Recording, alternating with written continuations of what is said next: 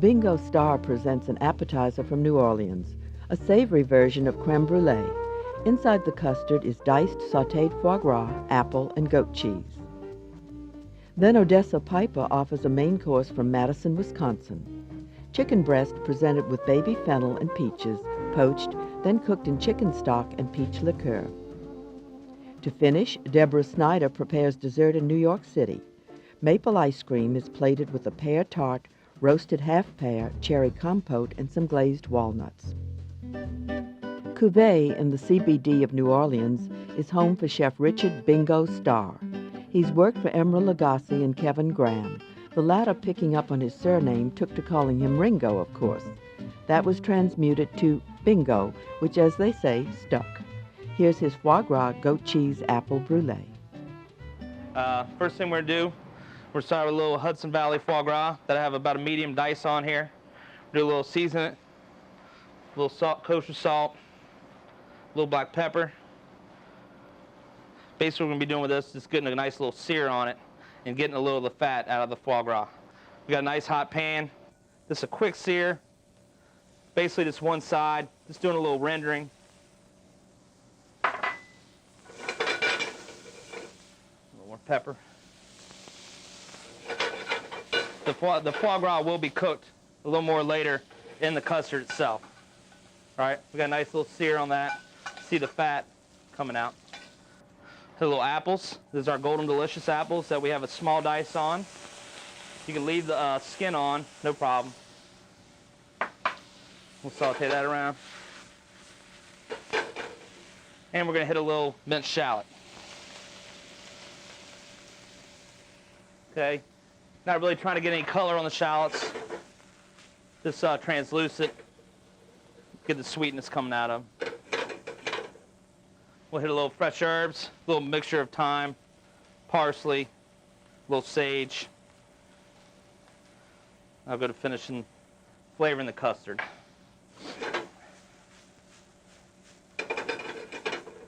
Also, the apples help out to soak up some of that foie gras fat. Once you get that translucent, we'll hit a little Calvados in here. Just pull that off the fire so you don't. And with this, we're just reducing the liquid out. Calvados is apple brandy. Part in the Calvados flavor with all these ingredients.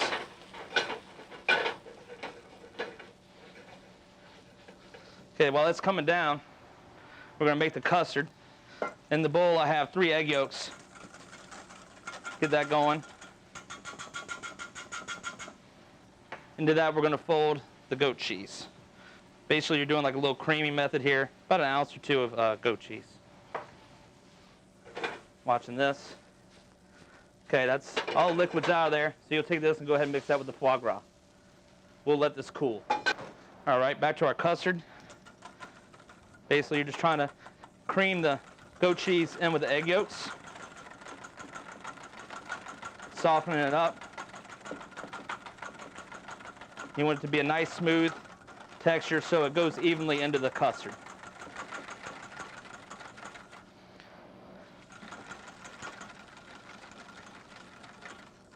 Okay, that's looking good. Into that, mix about 8 ounces of heavy cream, making your basic just Royale custard mix. Again, put that in. After seasoning with salt and pepper and some mixed herbs, the foie gras and the apple go in. Okay. We'll incorporate this in.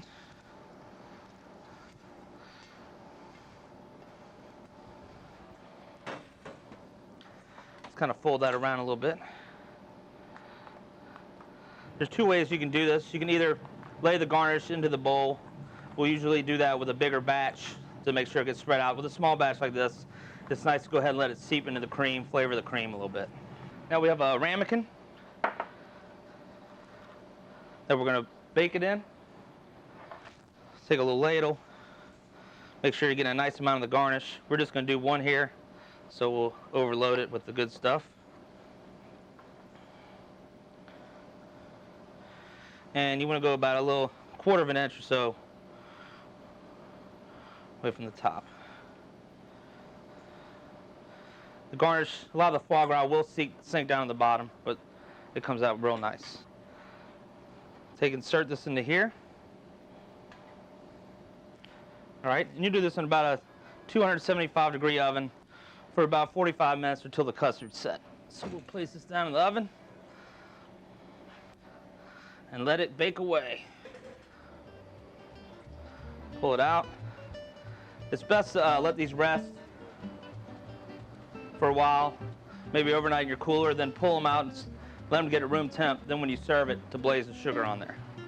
So what we'll do is we'll just hit a little bit of sugar. You're not trying to really get too much on there because it's a savory dish. You're just doing it more for the effect. So just even out the sugar. Get our torch going. And we're just gonna take our time, nice even strokes, melting the sugar down.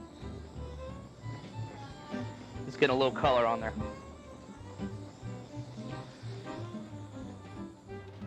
A couple little ciabatta croutons that have been toasted with a little garlic, olive oil, herbs. This serves like, you know, as a little dipping thing. Give you a little crunch. We also hit that little of these organic microgreens. It's kind of right at the top. Then we have a little balsamic syrup. I'm just going to take it and just drizzle that. Adds a little tartness to it. A little sweetness. This is the Cuvée savory goat cheese, apple, and foie gras creme brulee.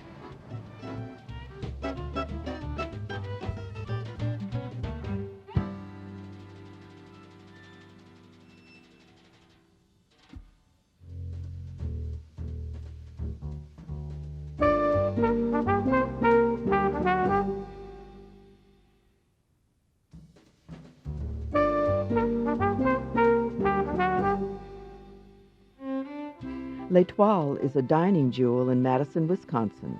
Chef proprietor Odessa Piper opened it in 1976, and since then has gone to extraordinary lengths to locate and nurture fresh quality local product. This map shows the width and breadth of her Wisconsin purveyors.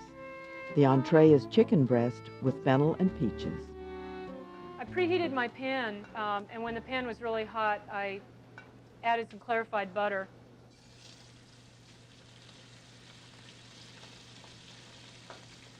I want to get just a nice crispy sear on the skin.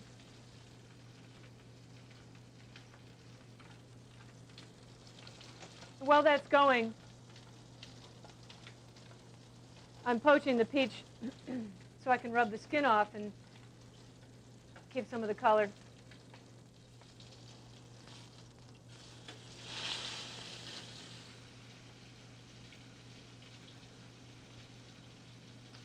After I sear off this side, I'm actually going to finish this chicken in the oven so it'll be a little more tender and juicy. 375 for 7 to 10 minutes. This is a large peach, so it's going to take a little while to boil it with so the skin will come off.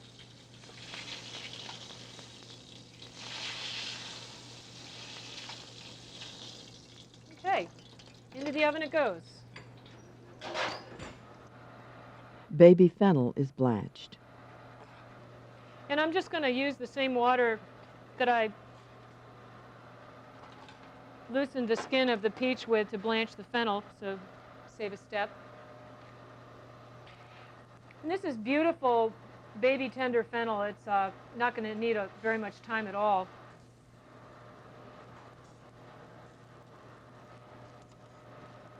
As I said, this fennel, baby fresh fennel, really doesn't need more than a couple minutes to blanch up.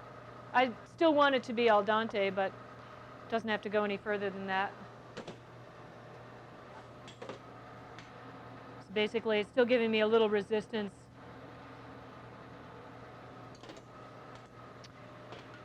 All right, I'm going to build the sauce. I'm going to start with a little bit of clarified.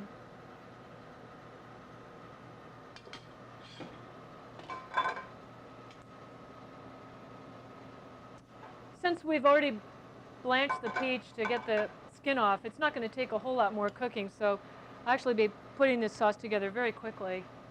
I'm going to put a little color on the peach. Woo! Hello.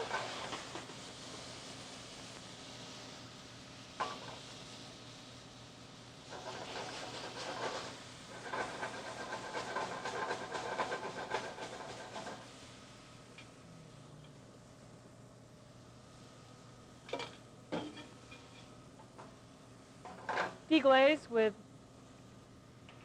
about 2 tablespoons of Pêche de Vigne liqueur.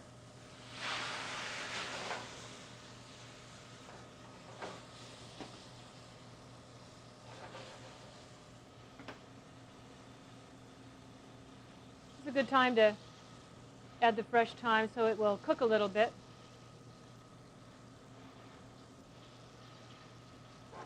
When the alcohol is cooked off, I'm going to add some chicken double stock, about a half a cup. The roses that I use have a fair amount of flavor, but I'm going to wait to add them till the very end. But they will, delicate as they are, they will actually significantly flavor the dish. I've got them into a rough little chop. I'm also going to add some whole petals at the end. I'm counting on the peaches, the acidity of the peaches, to balance the sweetness of the Pêche de Vigne liqueur. If your fruit isn't super acidic, you can add a couple drops of lemon juice. You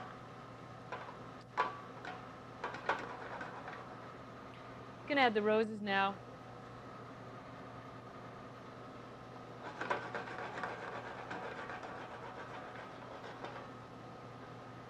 Just reduce it a little bit more, and I'm going to mount it with just about a half a tablespoon of cold butter.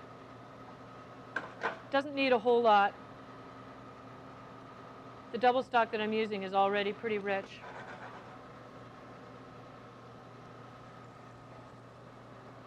I'll just swirl that in.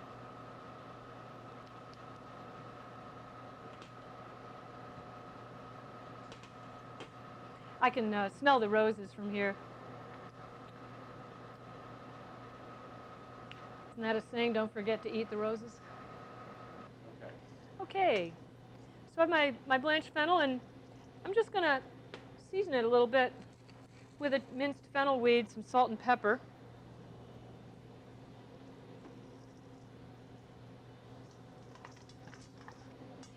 And I'm going to use my fennel as a base to prop up the chicken.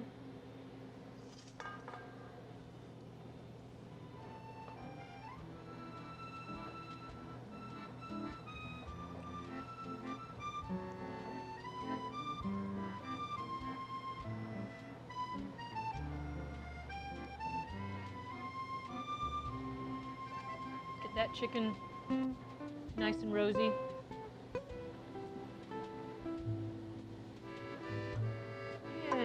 Lay down my sauce.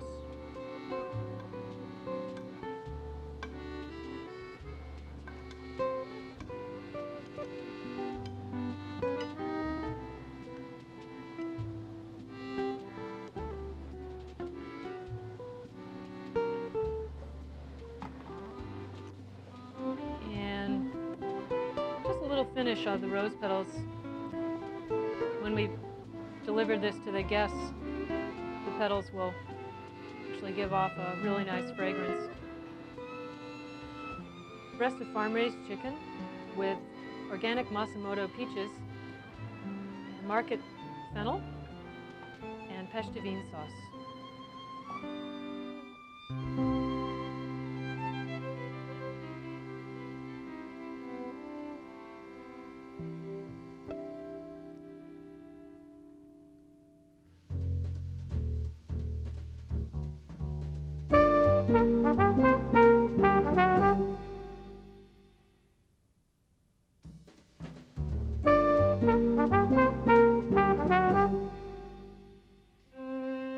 Judson Grill features the desserts of talented pastry chef Deborah Snyder. She joined the restaurant in the summer of 2000 after working at 11 Madison Park, Union Square Cafe, among others in New York. Her dessert this time is Pear Tart Tatin with maple walnut and sour cherry compote and roasted pear. The chef begins by coring peeled pear halves with a melon baller. For the tart itself, what you'll do is hold the pear sort of against, not horizontally rather than vertically, and take thin slices all the way across.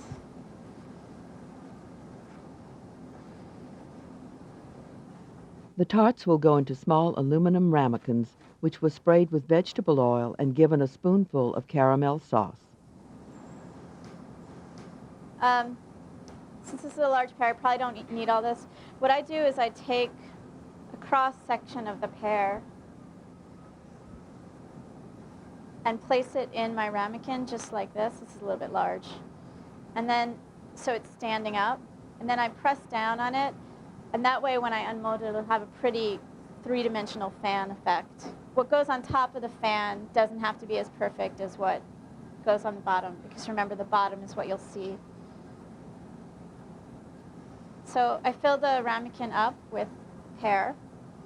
And then I have 2 puff pastry circles. I've already made the puff pastry, cut it, frozen it, cut it. We keep it in the freezer. Puff pastry works a lot better, bakes off a lot better when it's cold to frozen. So you want to keep these in the refrigerator while you're working. And I'm tucking in the sides slightly. Bake at 350 for about half an hour. Each serving also includes a roasted pear half. Okay, my pears are cut side down in the sugar. You want a thin coating of sugar on the bottom because what you're going to do is caramelize the sugar right to the pear. Place them flat in the pan.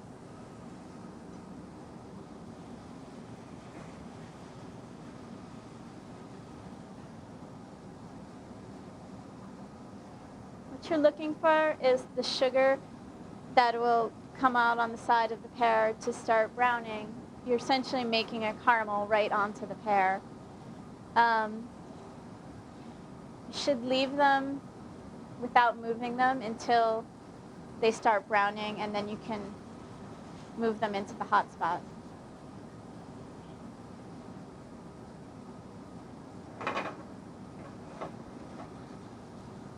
If your pan's hot, they should go quite quickly.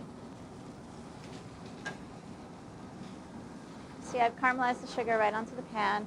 I flip them face side up, and I put them into a roasting pan. What I want to do now is add a teeny bit of water to the pan and some sugar on top.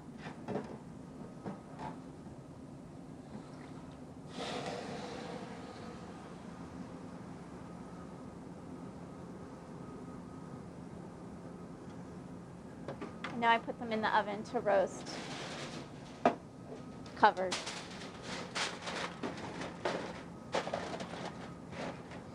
I roast them at a 350-degree oven, and it really depends on the ripeness and the variety of pear, how long it'll take. These pears are pretty hard, so they're going to take probably 20 minutes to a half an hour.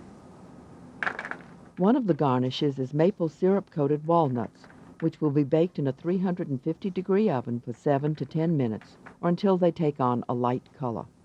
Now I'm going to make a sour cherry compote for the plate. And at the same time as I'm making the compote, I'm going to begin to make the sauce for the plate.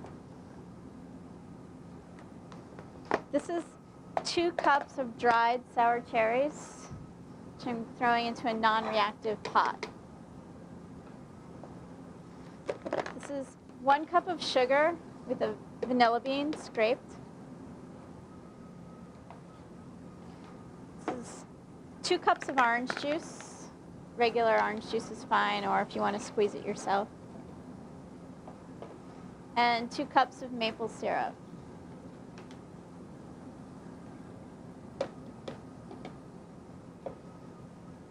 Two cups of plain water. And I put it on the stove. What I'm going to do is bring this mixture to a boil and pour it off into this strainer.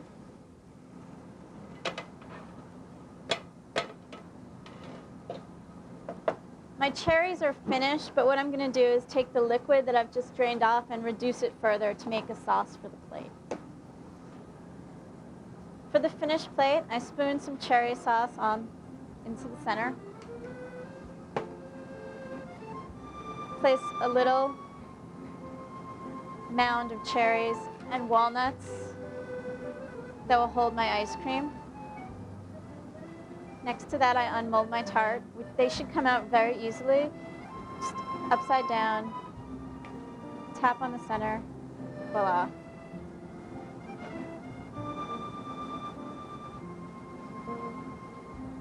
I stack a roasted pear half next to it.